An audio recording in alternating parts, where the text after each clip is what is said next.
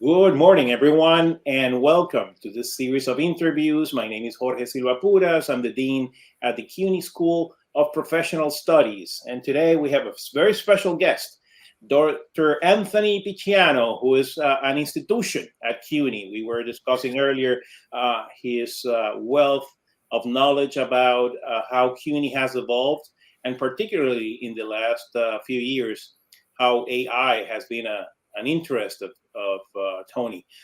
Can I call you Tony or Anthony? What do you prefer?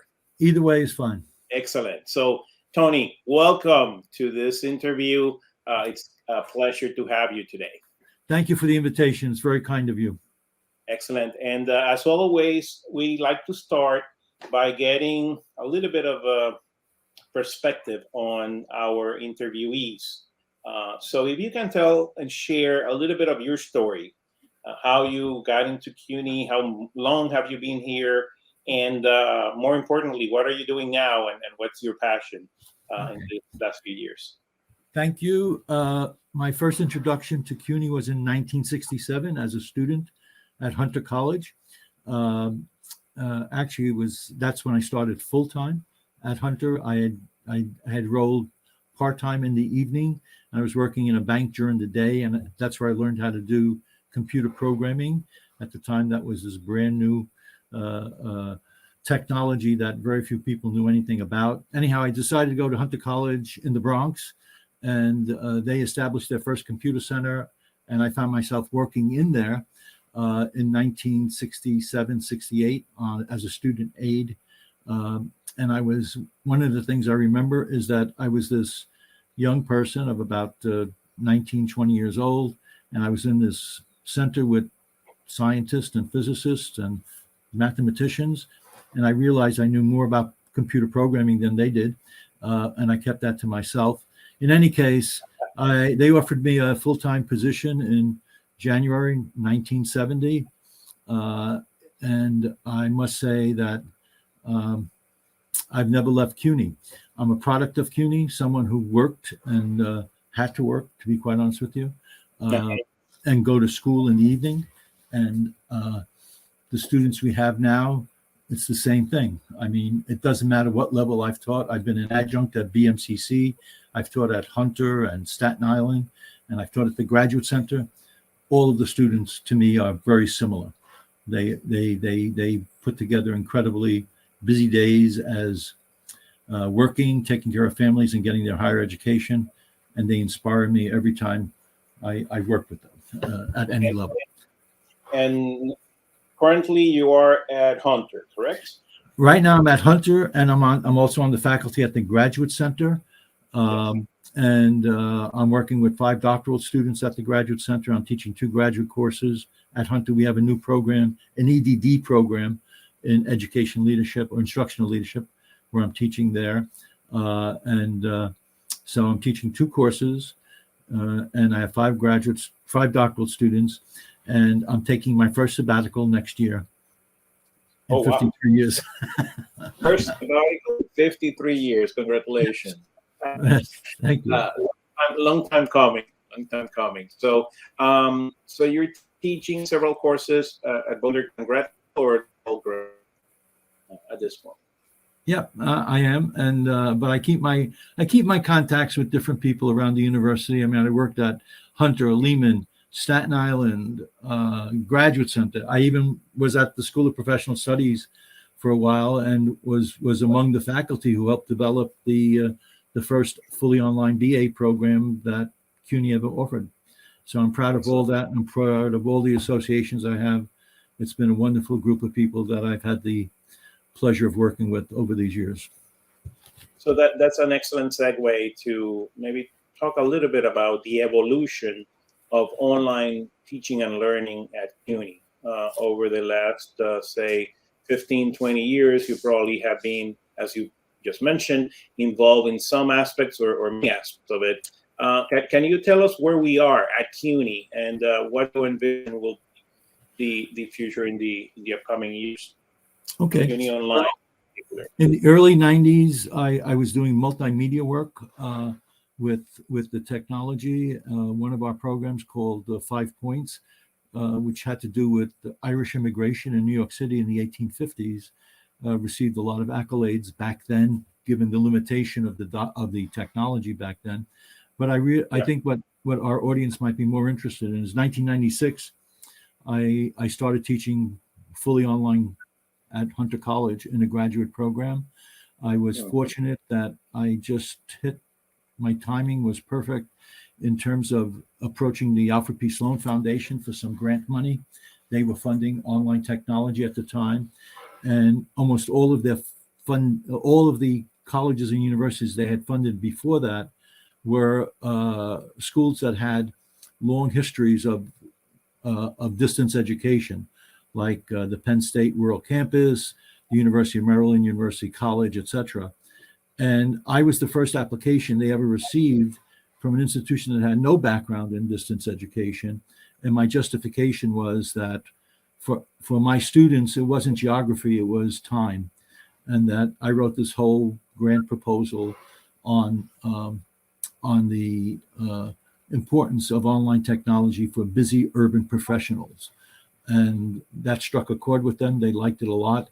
And actually, they continued to fund my work from 1997 through 2013. And at that point, they stopped funding any programs in higher ed. In any case, in the late 90s, working with people like Colette Wagner and later George Oddie, we developed actually the first CUNY Online, which I'm glad to see the name came back over the last few years with our new chancellor.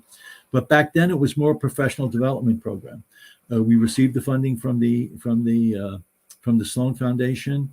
We bought our first Blackboard programs from grant money, and at the time, the central office was minimally involved, and they really encouraged us. Well, buy it as long as you got funding. Buy it for each college, and the first couple of years, we bought basically the Blackboard software, and each college could implement it if they wanted. A year or two later, the central office realized that wasn't the most efficient way to go, so we then ended up with the new central server and what have you. But we did a lot of professional development back then. I know that one year Colette Wagner, who organized it, she did someone in the central administration asked for some recap on that, and she estimated that we had over 2,000 faculty attending our sessions over the course of a year. And I'm very proud of that. And the chancellor back then was an interim chancellor. It was actually Christoph Kimmich. And he wrote me a personal letter, basically a personal email, thanking me for what I was doing. And he was the one who, I think, shepherded most of our, it was his endorsement that helped us continue to get grant funds. Sure. From there, we had to develop policies. I chaired a committee of faculty and PSC representatives and central line faculty. We developed a policy on how we could proceed with this new, quote unquote, if you want to use the term, distance education technology. And I'm very proud of that work also. And I think some of the work we did there, particularly in terms of copyright and what have you, and faculty ownership, it's still that has evolved to where our policies are now in CUNY. And I'm so proud of the work that has gone in CUNY. And I would say the School of Professional Studies was something special. To be able to develop fully online programs, we had to go outside the regular college structure to do that. And I think we did it well, both technologically and politically, keeping in mind, collective bargaining, and which is a significant aspect of our life in CUNY. But I'm so proud of where the School of Professional Studies has come. I mean, they seem to get any accolade that anyone wants to offer in terms of the quality of the programs. And I'm proud to say I was one of the early people involved with. There was about maybe 5 or 6 of us. George Oddie, I'm sure. Of course, and George is still working with you. But George was he remembers. I mean, we were about 6 or 7 faculty. We used to meet at 6 o'clock in the morning to do our work because we had You couldn't do it in an hour meeting or even 2 hour meetings. These were 3 and 4 hour meetings that, trying to develop, for instance, let's say the general ed requirements for a BA program, and you don't have any faculty except the 5 or 6 of us. So anyhow, I'm very proud of what's happened in the School of Professional Studies. So by the way, what some of those gen ed courses are now being utilized across the system. So I'm sure. This is a work product that has been in the making for almost 2 decades, and right. It is expanding widely across the system. So let's fast forward to the events of, say, the last few years. Okay. Particularly as it relates to the new technology that everyone seems to be talking about in higher education, which is artificial intelligence. So you have written about AI since its very beginning. As a matter of fact, I believe that there are several articles. I'm going to show one of them on the screen, which is the most recent that you wrote in April of this year, that compares 2 different types of AIs, the ChatGPT and Google's Bard. I will also include this link to the comments on the video after we're done with the live version. But tell us a little bit about the evolution of AI. I know your first paper on the topic was a few years back. So maybe we can share a little bit of that story, and then we'll take it one step at a time until we get to where we are today. Okay. Well, I continue to work with various CUNY offices and administrators in terms of promoting the benefits of online technology for our students all through the, let's say, the teens. But by then it was becoming almost commonplace, and I was kind of proud to see how it evolved. And actually, I spent 10 years as the executive officer of a PhD program, which I helped develop at the Graduate Center in Urban Education, which is I think it's one of the best programs of the PhD programs in the Graduate Center today. But what was good about it was we were preparing students to be college professors and what have you, and I was happy to make sure that they had a good dose of technology and where it was going. But I always followed the technology. I helped start the Online Learning Consortium, which continues today. That was that succeeded the Sloan Consortium. And what was great about that, we started that around 1997, 96. We did our first journal. But it put me in touch with people around the world, but mainly around the country, who had deep experiences with developing online technology. And I must say, I listened carefully, and I was always the voice of the person who was in the urban school, so to speak. And I must say that as the technology has evolved, I think it was going on a very nice gradual evolution. But then we started hearing about artificial intelligence. And I would say up until a couple of years ago, if that long, it was only being followed by some of us who had a hand in technology. But I started talking and writing about it a good 7 years ago. And I had grave concerns about how it would evolve and who was going to control this technology. And I still have that concern. And I think ChatGPT all of a sudden came on the scene last fall, and it was a wake-up call, not just for higher ed, but for the entire society in terms of what this new technology could bring. And I think there are things that are positive about it, but there's also things that could be problematic. And we have no policies nationally. We have no policies in higher education. Individual colleges are trying to figure it out. I know right now I have about a dozen graduate students who are exploring how they would use ChatGPT and or Bard in their classes, and almost all of them teach in the New York City public schools. And I'm finding it's all of a sudden, it is like what online learning was in the late 90s, this new thing. How do you teach online? I know I used to be teased by a couple of my colleagues, and they said, well, Tony, what do? You teach in your pajamas? I said, well, to be quite honest with you, I don't wear pajamas. But any case, and now we're finding the same thing is happening with AI, that up until ChatGPT came on the scene, it was one of those things that there was handfuls of people here, there, and wherever kind of following it. But now everybody's following it and everyone is concerned. And I think that I think we should be concerned, to be So quite. why don't we, for purposes of the discussion, why don't we separate the discussion into two areas? One, Okay. what are in your mind, the advantages and the possibilities that AI, ChatGPT, BARD, and others bring to higher education? And then we'll discuss the concerns and the potential threats that AI represents. So let's start with the positive. On the positive side, what do you see are the main benefits that this technology is bringing to us in higher ed?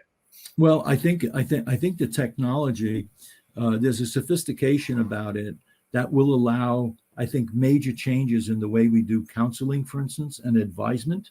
I think there are some good programs that have been developed that take, let's say, I would say, the routine aspects of advisement and counseling and put it into an AI application. And I think it does that very, very well, to be quite honest with you. No offense to my counselor and advisor friends, but I think it reserves for the advisors and the counselors the real more serious issues that our students bring to them, financial issues and family issues. I don't know that the AI programs do that very well, but in terms of the curricula issues, I think some of the AI programs I've seen, and there's a very good one developed at Georgia Tech that I think does that work very well. In terms of teaching and learning, you're talking, for example, say I'm a student, I'm considering doing a BA in, let's say, psychology, that the AI might be able to suggest which are the right courses I should take, in which order, which are the prerequisites. That type of counseling is what you're referring to. Absolutely, correct? That's what I'm referring to. The technical counseling. I think that the AI programs can do that very, very well. I think our colleagues at Lehman developed one or something similar to that, and I congratulate them for doing it. I also saw recently, Tony, a video from Sal Khan, the founder of Khan Academy. They just launched an AI-powered tutor for the students who take Khan Academy courses. And I must say, particularly the demo he showed on math courses was pretty impressive. The way that it helps the student, not with the answer, but for the student to think about how to get to the correct answer. So very powerful. I think tutoring can also be significantly benefit significantly from the technology. I would agree with you fully, and I think we're just seeing it now being introduced on the pedagogical side, and I think we're experimenting with it. But I know after again, I have a dozen graduate students. I have had them do several writing assignments. They are encouraged to use ChatGPT and/or BARD, and I'm asking them to evaluate what their experiences are. And these are mature students. They are all educators in New York City schools, so they know a lot about pedagogy. Let me assure you, probably more than any of our faculty, because they're teaching 5 days a week, 8:30 to 3 o'clock, and the feedback I'm getting from them is remarkable. I think all but one are looking forward to try and integrate it into their teaching and learning. And where it's really interesting, I would expect high school teachers could do this, but I'm even getting students who are teaching in the lower grades trying to figure out how to integrate this in their teaching and instruction. Of course, and another interesting area in which AI can help, not only in higher education, but in many sectors, is in terms of the productivity of us as instructors and teachers. Yes. But also in our daily events. There's a lot of effort that we do or used to do fairly manually. and now we can delegate some of that to AI. So I think that's true. I think the other area that, and this might segue into a concern, and if it does, we can come back to it, but there's going to be incredible efficiencies in using AI applications with super cloud computer applications. And I'm concerned that we're going to see a certain amount of efficiencies in how we can do our work, particularly in the large public systems and I'm afraid that while there will be efficiencies to begin with, I am afraid that down the road we might see some consolidations, as is going on in places like Connecticut and Wisconsin and Alaska now, where as well, and all over the nation, really. Yep. Yep. So this might be a good segue to discuss the potential threats of this technology. Okay. Well, I think that the threats are not just higher ed. Matter of fact, I was interviewed about 2 or 3 weeks ago by a reporter who was doing a little article in some technical journal and what have you, and she was asking me about the effects of AI on higher ed. And I said that it has the potential of changing a lot of how we teach and a lot of how our students learn. And she asked me some probing questions, which were good. There was always the concern about plagiarism. And I think that is a concern. But if you tell your students, just cite whatever you get from ChatGPT or Bard, at least I'm finding that at the beginning with my students, that they are doing that, and I'm fine with it. But down the road, I would be really concerned about, how papers will be developed, that they might have many papers that we all write, our faculty, whether it's, research or whatnot. I could see the introductions for a lot of papers being generated by ChatGPT or Bard. I can see reviews of the literature being generated by them. Anyhow, my last comment to this reporter, and I said, and I thanked her for reaching out to me. I said, and actually, I think the profession that I would be most concerned about are people who write for journals and for newspapers, and if you look at the strike that's going on in Hollywood right now with the writers, the TV writers, one of their demands is to put some restrictions on artificial intelligence. I think that's well placed. So I do think there are some concerns there. If I had to say also the concern, and you can go out to my website, there was a really very good interview about 2 weeks ago. It appeared in several journals, but it was with Jeffrey Hinton.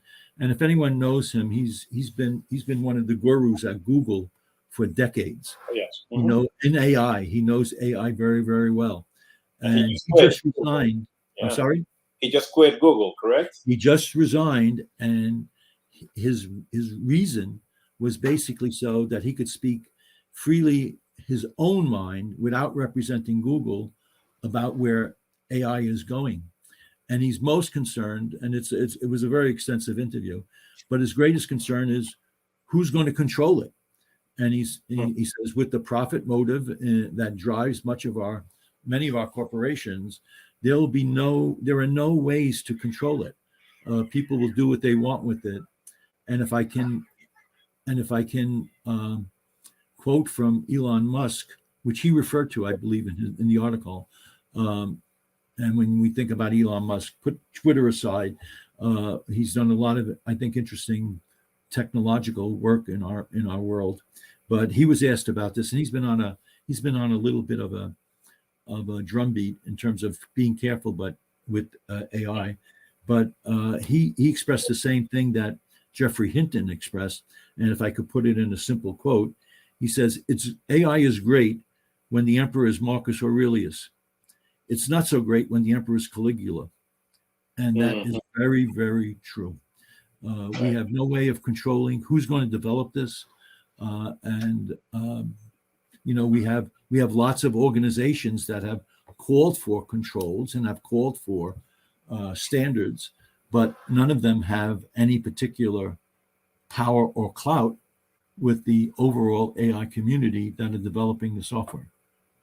Yeah, so and the reality is that we are in an equivalent of an arms race, right, between Google absolutely. Google OpenAI. and Microsoft and OpenAI. I mean, there's a lot of, and there's some that are United States based. There's some that are not United States based. As I understand it, there are like 7 or 8 major companies with assets of billions of dollars that are considered the main leaders in AI development. 3 of them are in China.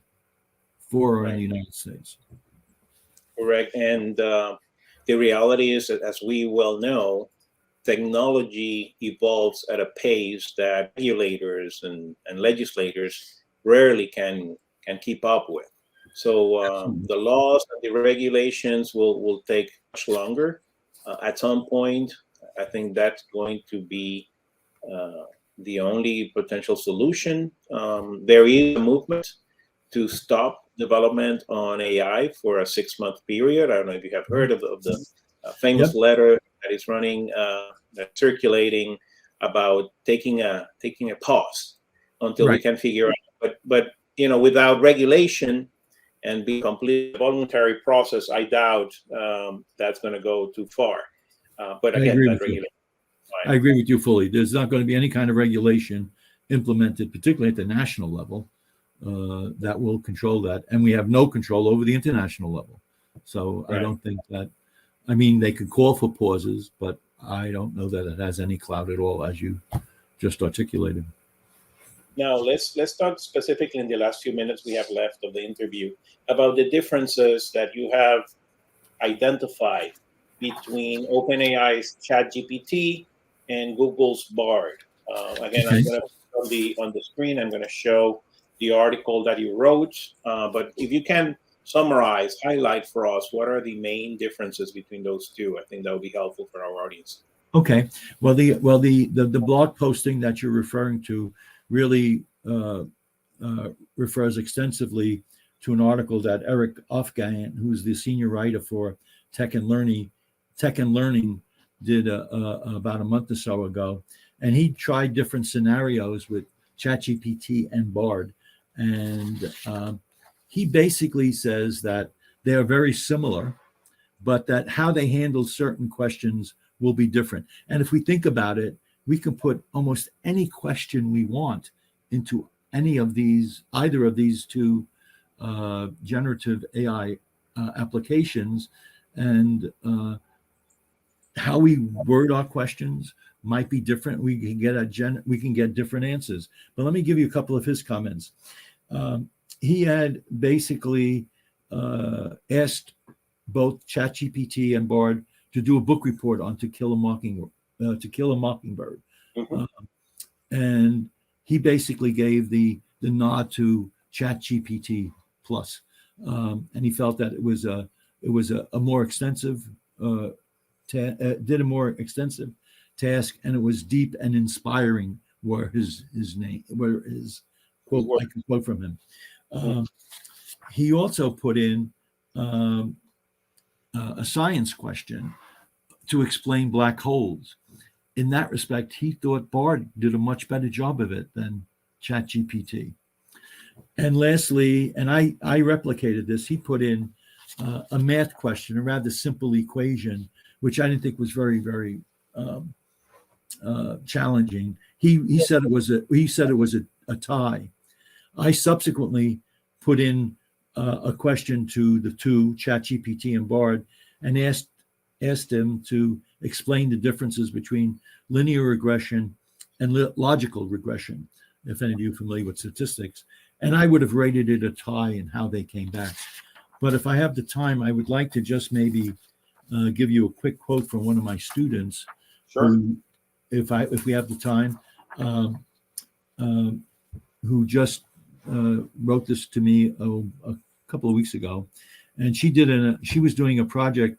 If you're familiar with the 1619 project by Nicole Hannah-Jones, she's looking to maybe implement it. As a matter of fact, the assignment was how you would implement this in your classes.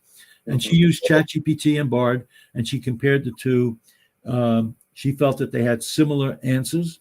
I'm reading exactly from her, that both ChatGPT and Bard were able to summarize the basic premise of the 1619 project and provide some clear, tangible ways it could be used in a fourth grade classroom that were age appropriate. And she goes on asking them about whether it was slightly controversial, other than just a simple, straightforward question. She basically asked a question that had to do with whether it was controversial. And she's found significant differences between ChatGPT and Bard. ChatGPT tried to remain more neutral on the topic, while Bard's response seemed to show a little more opinion. And Bard's response indicated more support for the 1619 project. She did a presentation in my class last night, and she reviewed what I just read to you. And she indicated she felt that in that particular assignment, that ChatGPT was more robotic. That was her name. That was her word.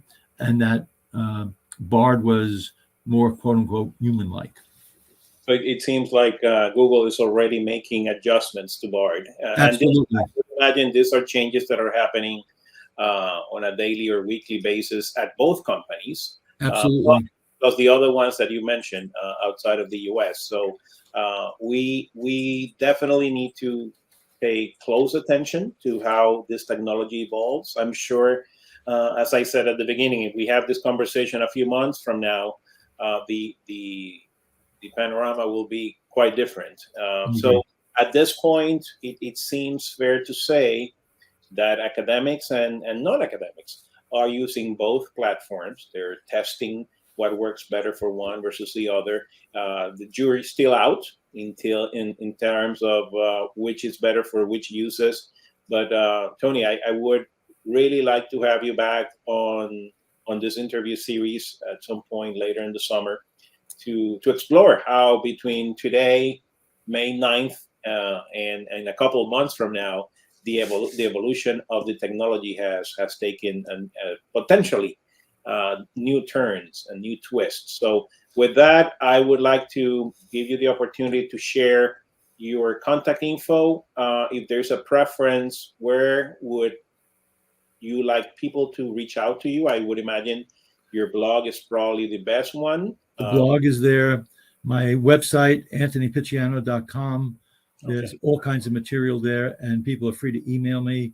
The email address I use most is apicciano@gc.cuny.edu. So feel free to email me. And through your website, the one I'm showing right now, the contact information is there as well. Yes. Yep. Anthonypicciano.com. Yep.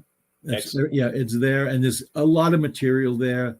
I mean, over the years, I developed something like 20 videos on descriptive statistics that I find people download and still download and what have you on a regular basis. I use them in my classes, but there's a lot of material there. And I want to really thank you, Dean, for Dean Silva Puras for this invitation. It was very kind of you, and I think this is a wonderful series and a wonderful service you're providing for our CUNY colleagues. Thank you very much, and I look forward to that follow-up interview. So thanks so much. Have a great rest of your day, and to our audience, stay tuned. We will have follow-up sessions on AI, on ChatGPT, on Bard, and whatever else comes up in the next few months, because I'm sure, again, this is a race, and as with all very competitive areas, there will be more companies coming to the public soon. So again, thank you, and look forward to seeing you soon. Take care. Thank you very much. Thank you. Bye. Thanks. Bye.